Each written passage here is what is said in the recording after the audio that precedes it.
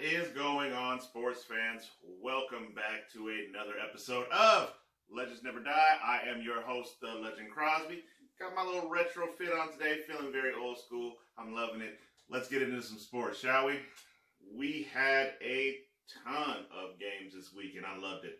Every moment was fantastic. There were some horrible games. I didn't watch those. Wasn't worried about them at all. You knew they were horrible before you even flicked on the game. Except for one, which we'll get into in a little bit. But let's start off with Saturday.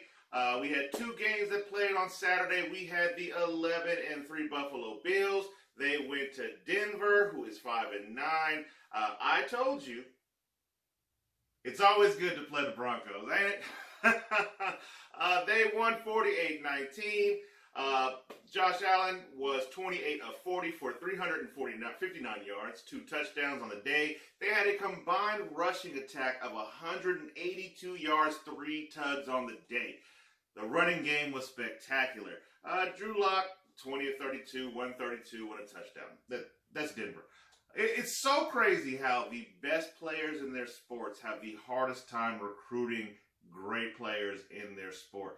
Elway was a fantastic quarterback. He can't get a quarterback to save his own hide. What are they going to do there? Not concerned about it. Moving on. We had the 4-10 Carolina Panthers. They went to Green Bay, who is now 11-3. Green Bay took it down 24-16. Teddy Bridgewater had an okay showing. He was 21 of 35 for 258. Aaron Rodgers, these Aarons were out there working. Aaron Rodgers went 20 of 29 for 143. He had 1 touchdown, 5 sacks on the day. Don't forget that. He also had 5 carries, 26 yards, and a touchdown. Now, Aaron Jones had 20 carries, 145 yards, and a touchdown. Okay? Big game for him. Salute goes out to that gentleman. Great job. Green Bay just keeps steamrolling the competition. I'm really looking forward to hopefully seeing that Green Bay-Kansas City clash in the Super Bowl. But hey, any given Sunday. So our Sunday games, when is this? We had the 4-10 Houston Texans going to Indianapolis, who was 10-4. Indy won that 27-20. It really wasn't that close of a game. Deshaun Watson did a great job. He was 33 of 41 for 373. 2 touchdowns on the day, also had 5 sacks. 6 carries, 25 yards.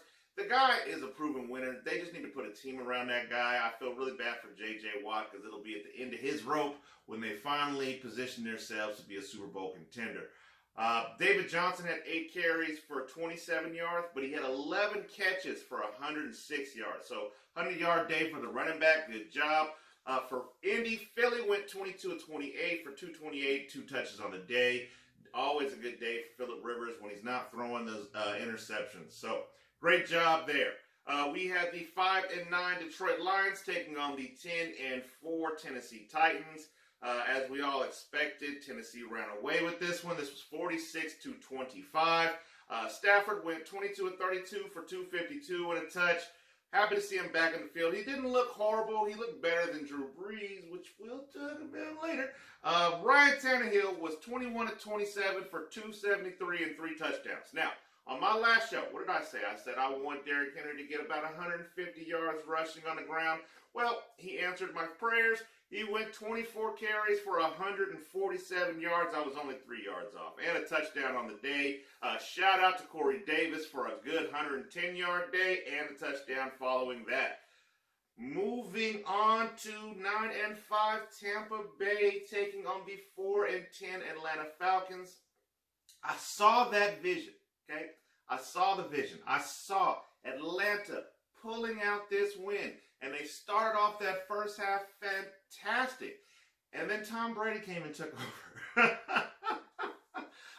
I don't know what's going to happen between Byron Leftwich, Bruce Arians, and Tom Brady.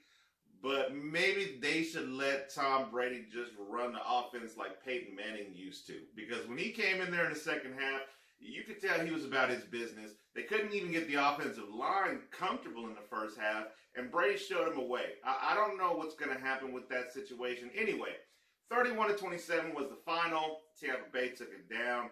I really was looking forward to seeing Atlanta win that game, and they started off so well. It is what it is. Terrific. Mr. Tom was 31 of 45, 390 yards, 2 touchdowns on the day, and no picks. That's the big number there. No picks on the day. Shout out to Antonio Brown for that monster 46-yard touchdown that won the game. We were winning until then. I had a feeling Atlanta was going to get it, and they just crushed me. Matt Ryan went 34-49 for 356 and 3 touchdowns. Calvin Ridley, 10 catches, 163 yards, 1 touchdown. That is without Julio Jones on the field. They were attacking that defense.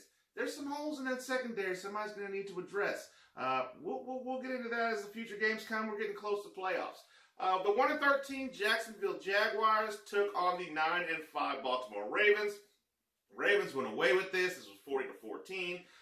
The Manchurian candidate Gardner Minshew was 22-29 for 226.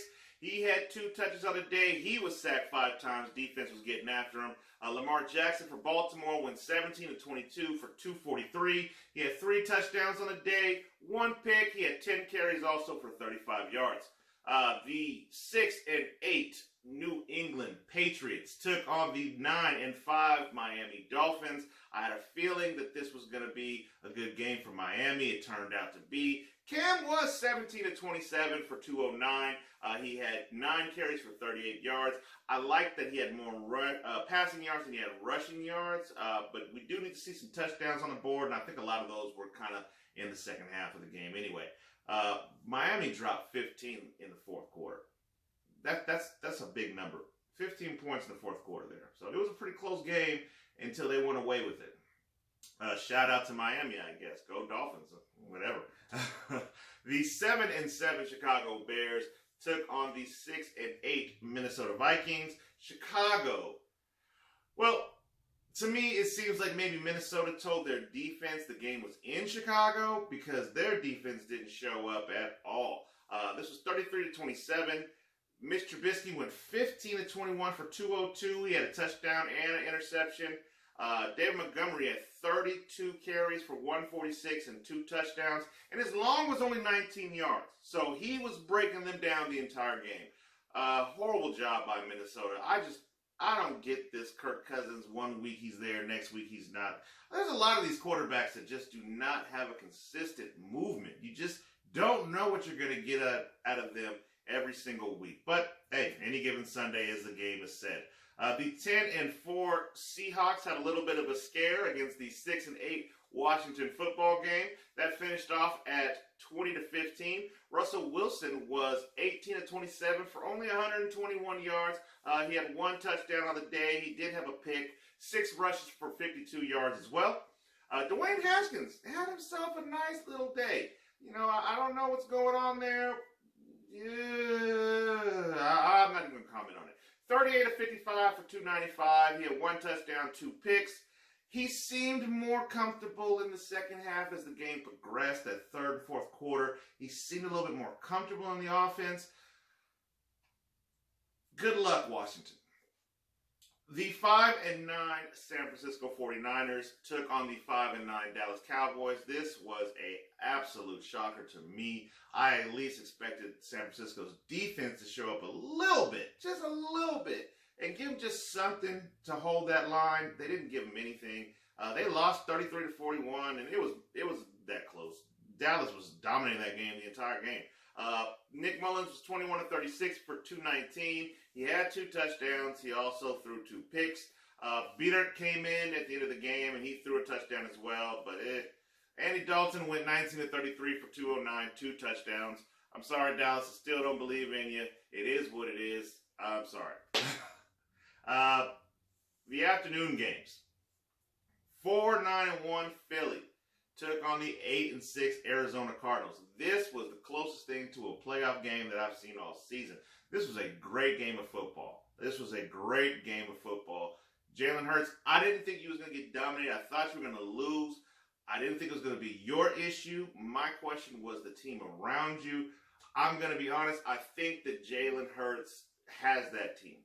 You know, I think the first week they fell into a win. The second week they looked like they wanted to play for him. And, you know, that must kill the soul of Carson Wentz. But yeah, that's the question. What's the problem with Carson Wentz? Why does it seem like these guys don't want to play for him? Nick Foles came in and took that team to a Super Bowl. Nick Foles came in and took that team to a playoff.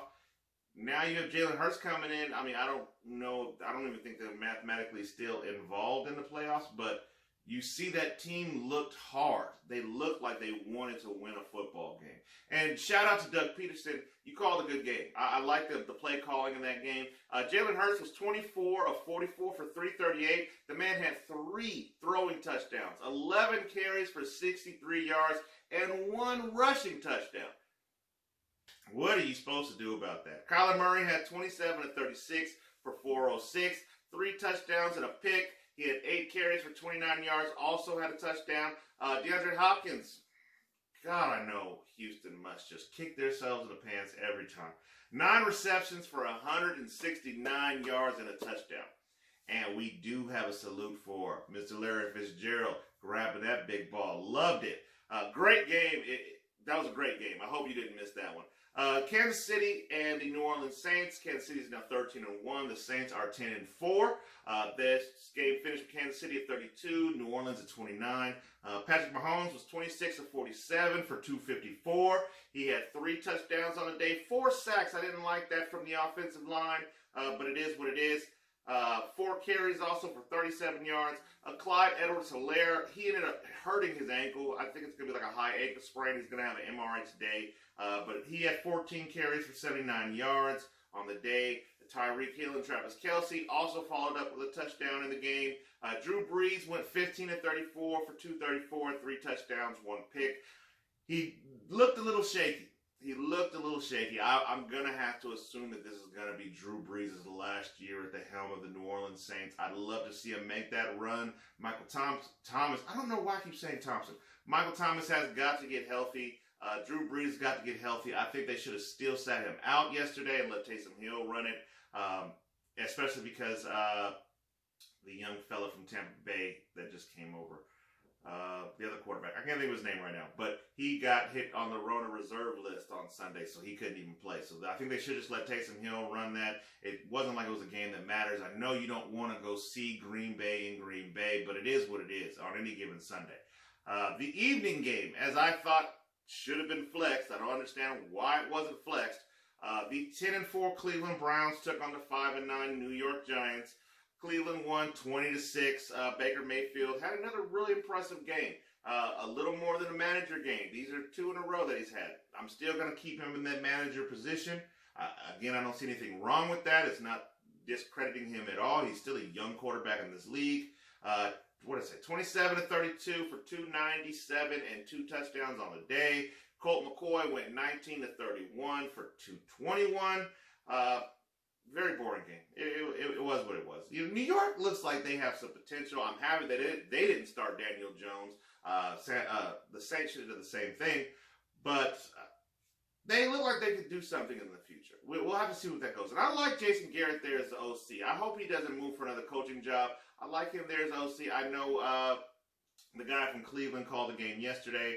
You see how that turned out. But I'm liking Jason Garrett as their OC there. So those are our game breakdowns from the weekend. We will discuss tonight's game as well as the NBA game schedule coming up in a minute. But first, let's talk about a little bit of this news that's going on in the NFL. The Carolina Panthers have let go of their general manager, Marty Herney, after 4 years. This was expected. They've done a whole team overhaul. Who was going to stick around through this? So it was expected for that to happen. So now them, as well as Jacksonville, Houston, Atlanta, and Detroit, they're all looking for a GM at the end of this season. That's a pretty big carousel for general managers. I wonder how many of these guys are going to get a new job someplace else, or we're going to get some new blood moving into the scenes. We will find out. We'll keep an eye on that after the season is over. And as I said, in Kansas City, Clyde Edwards-Helaire, he will miss the rest of the regular season. They're saying it is a hip and an ankle injury. It kind of looked like it was a high ankle sprain. X-rays were negative. He'll have an MRI today. So on Thursday, we will give you an update about that. But for now, please get better soon. We'll see you in the playoffs, sir. Let us go ahead and talk about the breakdown of tonight's game, and let's get into some of these NBA schedules. That's right, sports fans. We have a heck of a Monday night football game for you. We have the 11-2 Pittsburgh Steelers. They are heading over to the 2-10 Cincinnati Bengals. Wait, I said this was going to be a good game. This is not going to be a good game. This is going to be a horrible game. This is going to be a blowout. We all knew this was coming. Pittsburgh will get back on the rocker. They've had a few little slip-ups over the past couple of weeks. Not their fault. It's a lot of Rona reserves going on. So I see Pittsburgh coming out, taking this down pretty easily. I wouldn't be shocked if Cincinnati didn't score a point today. I hate to say that, but I want to see Pittsburgh Steelers defense come out and really put it on their front five this week. So let's pay attention to that front five of the Cincinnati Bengals taking on that front seven of the Pittsburgh Steelers defense. Again, Pittsburgh's going to take it down. Let's do our legendary shout-outs, and we will talk about our upcoming basketball schedule. Oof. And welcome back to Legendary Salutes, where we like to take some time out and salute some of the things that we normally wouldn't talk about on the show, but still think that they should be brought to light. Our first legendary salute goes to Ryan O'Reilly for becoming the St. Louis Blues' 23rd captain in the history of the franchise. Shout out to you, man. That is a very sacred gift. I hope you run with it. Our second legendary salute goes to Larry Fitzgerald for just showing he still got it. Did you see that touchdown catch yesterday? My goodness. Larry Fitzgerald, we will always salute you. It'll be a horrible day when we have to give you your flowers for retirement.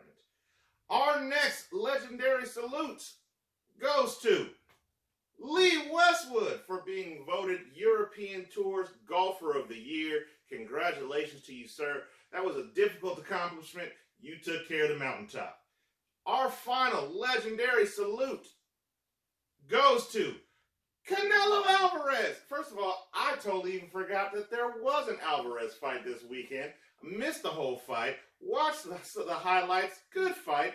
Good performance by him. He took the decision over Caleb Smith. So, legendary salute to you, and DAZN, do better on your promoting. Now, let's get back to the rest of these scores right over here. The NBA season is back and is in full effect, ladies and gentlemen. Welcome back, NBA. We are so excited to have you. It is beginning to look a lot like Christmas. I know you're loving the hat. I've always loved this hat. Let's get into this. Tuesday, we have the Golden State Warriors heading over to Brooklyn to take on the Brooklyn Nets. Draymond Green is doubtful for this game. Probably not going to be back for the first couple games of the season. I like Golden State in this one. Brooklyn's first time being together. Not seeing it match out, so I want to see Golden State take that down. That'll be at 4 o'clock Pacific time. The LA Clippers are going to be taking on the 17-ring Kings, also known as the Los Angeles Lakers. That'll be at 7 o'clock p.m. our time as well. This is our ring ceremony. Very, very excited. We're going to hang another one from the banners. I do expect us to thrash the Clippers pretty good and then be ready for Christmas Day, and then we'll see how much LeBron plays after that. Wednesday, we have the Miami Heat taking on the Orlando Magic. I like the Miami Heat in that one. We have the Charlotte Hornets taking on the Cleveland Cavaliers. I like Charlotte. Can't wait to see the young ball boy actually get some live playing time. I want to see him produce. We have the Washington Wizards. They are heading to Philly to take on the 76ers. I like Philly in that one. Can't wait to see Doc Rivers out there. The New York Knicks are going to be heading to Indiana to take on the Pacers. I really want to see Mr. Obi get out there and ball. Very excited for that. All those games will be at 4 o'clock. I'm going to take Indiana, though. But I do want to see New York get out there and ball. So those will be our 4 o'clock games. At 4:30, we're going to have the Milwaukee Bucks taking on the Boston Celtics. I like Boston in this one. I want to see them kind of start putting this together. Now, Hayward's not there. There's not that awkward forward moment that seems to happen every game. The New Orleans Pelicans are going to be taking on the Toronto Raptors. Again, these are at 4:30. Toronto is going to be playing, I believe, in Florida, as we talked about in an earlier episode. I need you guys to go look at those, okay? You're missing out on some information. I like the Toronto Raptors in that. We have the OKC Thunder. They are visiting Houston to take on the Rockets. I like the direction the Rockets are going. I can't wait to see the departure of James Harden. Let that be John Wall and DeMarcus Cousins' team. But I'm going to go with Houston on that one. We've got Atlanta. They are taking on the Chicago Bulls. I like Atlanta in that one, especially with the pickup of Bogdanovich. This man has been throughout the news all this offseason. So it'll be good to actually see him out there making his money. We have the San Antonio Spurs. They are going to Memphis to take on the Grizzly. I like the Grizzly in this one. Ja Morant, beast. What are we supposed to say? We have the Detroit Pistons. They are visiting Minnesota.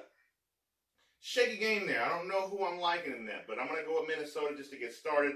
Those games will be at 5 o'clock Pacific Standard Time. Moving on to 6 o'clock, we have the Sacramento Kings taking on the Denver Nuggets. I like Denver, obviously. And we have the Utah Jazz taking on the Portland Trail Blazers. That'll be at 7 o'clock. That's probably going to be the best game of the night. I really like where that one's going to be. I'm going to go with Utah. Some guys just got paid there, as you know. Money talks and bullcrap walks. We'll see what happens there. And our last game of the night, this should be pretty good. Barring the fact that Kristaps Porzingis is not going to be there, we have the Dallas Mavericks versus the Phoenix Suns. This will be at 7:30 PST. Really excited about this one. I'm going to go with Phoenix just on the simple fact that Kristaps isn't there and they still got Ayton on the other side. Who's going to stop that big man? So those are our games for Tuesday and Wednesday. We'll get back with you on Thursday to let you know about the Christmas schedule that's going to be lined up. Now, let's get back to the NBA news.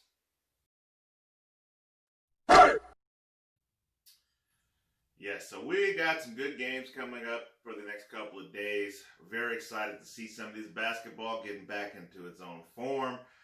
We will discuss the Christmas Day games, etc. on Thursday. Let's get to some more of this news, as we said. The NBA has stated the Milwaukee Bucks are in violation of tampering with Bogdanovich. If you recall, there was that trade that was supposed to go through with Bogdanovich going from the Sacramento Kings to the Milwaukee Bucks, and it fell apart. He ended up going to the Atlanta Falcons on a 4-year, $70 million deal. Good for him. But there was some early conversations between the agent and the NBA team. NBA wasn't happy about him. So what they've done is they have lost their second-round pick for the 2022 draft. It would be the 2021 draft, which is this year, but they had already traded that pick for the rights to George Hill in Cleveland. So that's what happened. Sucks to be Milwaukee. I'm sure everybody else in the league does it. You know you're not supposed to get caught doing it. In Washington, the Wizards have put forward Rui Hachimura on the shelf. He'll be up there for about 3 weeks. He's got an eye infection. He's a good ball player. I like him. But he will be down for the first couple of weeks of this season. So sorry, Washington Wizards fans, for that. In LA, the Clippers say that they're going to implement the triangle this season under new head coach Ty Lue. I like this. This is a smart idea. You've got those two different wing players. The rotation is going to be a little bit smaller, and you can do this in second half, fourth quarters of games. So this coming game that we have tomorrow night against the Lakers, let's see if we can spot out some of that triangle run offense, see if maybe they start getting a feel for how that's supposed to look against a team that actually ran it in its past. So I like that, though. It's a good move for the Clippers. Also in LA, the Lakers have signed Kyle Kuzma to a 3-year, $40 million deal extension. This is a non-max, non-rookie contract. I like it. The question that I have is, what is Kyle Kuzma going to do for them this year? So he needs to be productive this year. Otherwise, they're going to use that as trade bait. You know, the thing is, this season, I thought, when I first heard of this news, I thought that they were going to use him as trade bait this year. My personal opinion, I don't think him, Anthony Davis, and LeBron James get along well with each other. I think there's some beef and some tensions. I watched the sidelines during the game. Not a lot of handshakes between those three. You know who those two are together, and then you got that odd man out there, and I thought they were going to use this for him to be traded, but his contract this year is still at 3.5. So nobody's going to want to take a 3.5 for a big veteran, a big-time veteran. So next season, if he doesn't produce this season, I do expect him to be on his way out. But he could be on his way out with 2 rings and a lot of money. Not mad at him at all. The Utah Jazz have signed Rudy Gobert to a 5-year, $205 million deal max extension. Wow. shout out to you, sir. Wasn't a huge fan of the money side, but I am not one to count somebody else's pockets. You did a great job. This man is a 2-time Defensive Player of the Year. He is a 3-time NBA All-Star, averaging 15.1 points a game, 13 rebounds, 2 blocks. You can't be mad. Utah solidified themselves for the next 6-7 years. They've got 2 great stars. You put some right pieces around them, that team could definitely be something to reckon with. So shout out and salute. Going to Golden State. I spoke about it briefly in the last show. Jeremy Lin was supposed to be making his way back to do a 2-way with the Warriors. This deal has sadly fallen through. What has happened is the Warriors were supposed to get a corresponding acceptance letter from the Chinese Basketball Association. They never got that letter. This deal was not approved from the Chinese Basketball Association standpoint. Thus, the deal has fallen through. It is what it is. I was hoping to see Jeremy Lin get some playing time. I know he would have got some playing time as the season progressed, but it is what it is. I understand.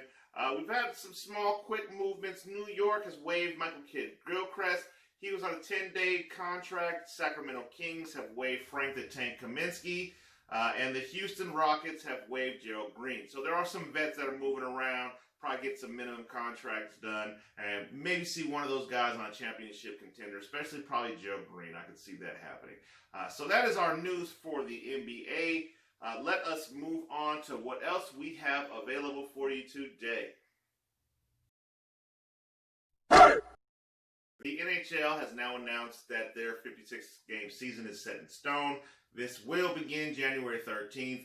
They will start preseason January 3rd, or training camp, excuse me. There will be no preseason games. It'll go from training camp straight into the regular season. This will conclude May 8th. There have been some changes to the division lineups. This is based off the fact that Canada's in their COVID protocols. We can't do a whole lot of movement up and down over the coastlines.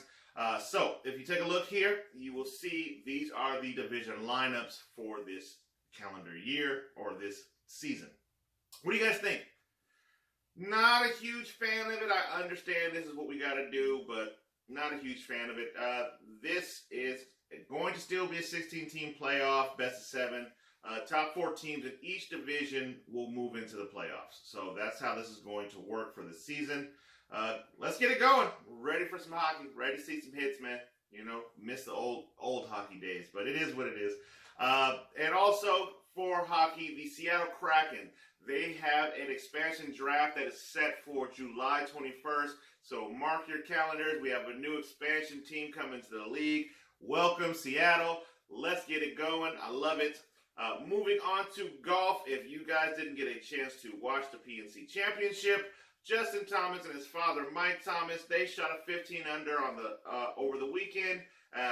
57 for Sunday. They take down the PNC Championship. Here's a list of the line. I believe Tiger Woods was in 7th with his son. Still a great shooting. Justin Thomas and Mike Thomas, they looked really good out there. So what are you supposed to do? It was a fun weekend. It was nice. And also this weekend, the LPGA Tours come to a close. They did have their CME Group Tour Championship this weekend. Jin Young Ko took that down again. She shot an 18 under for the weekend. Shout out to you, Jen. Great job. So that is what we've got for the golf. Again, I did hope that you guys got a chance to see Tiger and his son get out there. His son is a monster. I love it. So that's what we have. You guys let me know what you think in the comments. How you feel about these games going on. Welcome back to the NBA season. Who are you guys rooting for to take down my beloved Los Angeles Lakers, huh? Let me know in the comments. Be sure to like, be sure to share, please comment. Subscribe, push those buttons right over the ledge for me. This has been Legends Never Die. Again, I am the Legend Crosby. We will see you on Thursday.